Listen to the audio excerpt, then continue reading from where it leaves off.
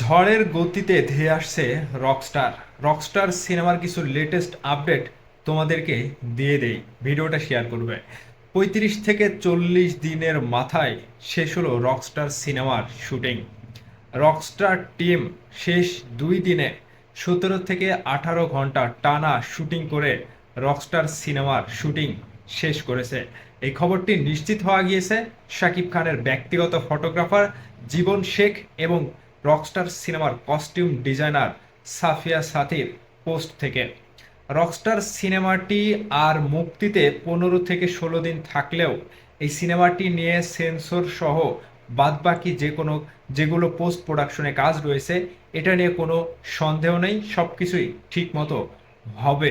এবং রকস্টার সিনেমাটির গান নিয়ে ভক্তরা অপেক্ষায় আছে।